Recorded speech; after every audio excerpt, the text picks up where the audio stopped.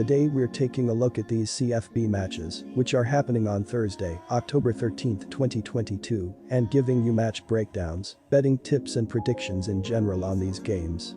Welcome back to High Stakes, let's get straight into it. Also, don't forget to subscribe and push that notification bell to get notified as soon as we release these sport prediction videos. And if you would like more betting tips and predictions, then check out our Patreon in the link down below. Our new Patreon is a way for us to help you improve your chances of making more money.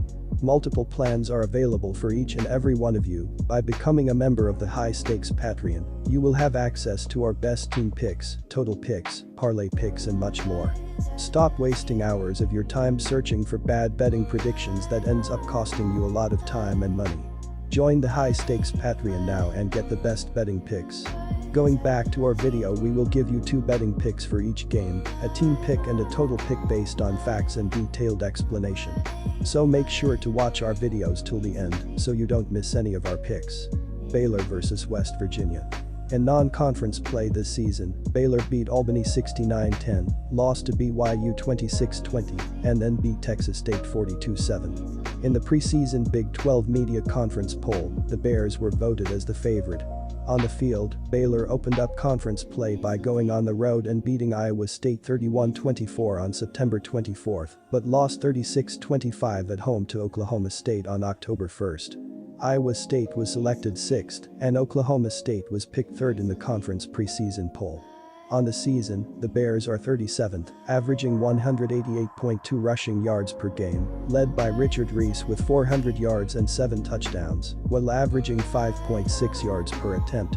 The passing attack is 75th with 248.4 passing yards per game, led by Blake Shapen, who has completed 69.3% of his passes for 9 touchdowns and 3 interceptions. West Virginia came into the season with lower expectations as they were voted to finish 8th in the Big 12 preseason poll by the media. The Mountaineers opened up with a 38-31 road loss to Pittsburgh and then lost their conference opener at home 55-42 to Kansas in overtime. After beating Towson 65-7 and Virginia Tech 33-10, the Mountaineers dropped to 0-2 in the Big 12 with a 38-20 loss at Texas on October 1. The Mountaineers may have a losing record, but they have faced the 25th strongest schedule according to ESPN.com, compared to 64th for Baylor. West Virginia also will be playing this game at home and with desperation as they look to avoid falling to 0-3 in the Big 12. The Mountaineers are also 4-1-1 in their last 6 home games against a team with a winning record. I expect this to be a tight and competitive game that either team can win outright, so I will have to back the home dog getting more than a field goal. Our team pick is West Virginia plus 3.5 points. The Bears had their 2-game winning streak snapped by the Cowboys in their last game. They will try to bounce back from the loss with a win over the Mountaineers, which will give them their 4th win in their last 6 games. Baylor is averaging 37.4 points per game. They are throwing for 248.4 yards and rushing for 187.8 yards per game. The Mountaineers followed up their 2-game winning streak with a loss to the Longhorns in their last game. They will try to bounce back from the loss with a win over the Bears, which will give them their 3rd win in their last 6 games. West Virginia is averaging 38.2 points per game. They are throwing for 268.6 yards and rushing for 186.2 yards per game. The Bears are averaging 37.4 points per game and 25.2 points per game on the road. They average 27.6 points per game in their last 3 games against the Mountaineers. They throw the ball well, and they're facing a bad pass defending team that is giving up 29.6 points per game, so expect them to hit their average in this game. The Mountaineers are averaging 38.2 points per game and 53.5 points per game at home. They average 20.3 points per game in their last 3 games against the Bears. They have the 38th best passing attack in the country going up against the 68th best pass defense in the country and a defense that is holding opponents to 20.6 points per game, so don't expect them to score enough points to push the score over the total. The Bears and Mountaineers played under the total in 2 of their last 3 meetings. Our total pick is under 54.5 points. Temple vs UCF. The Temple Owls hit the road again on Thursday night, looking to earn their first road win of the season against the UCF Knights on Thursday night. The Owls are currently 0-2 on the road and just 2-3 overall this season, including 0-1 in the AAC. On Saturday, the Owls fell at Memphis 24-3.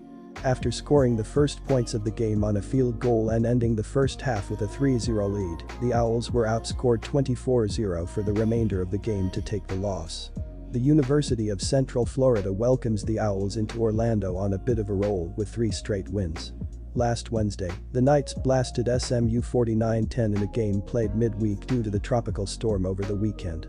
Trailing 13-10 at the half, UCF scored 31 straight points in the second half before the Mustangs added a throwaway touchdown as the game clock hit 0. UCF's passing game came alive last Wednesday night, just adding a new dimension to an offense that has been dominated by its ground attack all season. The Knights are ranked 45th in the country in scoring offense so far this season. They possess one of the best ground attacks in football, with the 6th best rushing game in college football. Despite Wednesday night's passing flurry, UCF is ranked just 94th in the country in passing offense. They are a reasonable 50th in the country in turnover differential, but have struggled in the red zone at just 100th in the country in red zone touchdown efficiency. Like the Owls, UCF has been very effective on the defensive side of the ball at keeping points off the board. UCF is 11th in the country in defensive scoring thus far.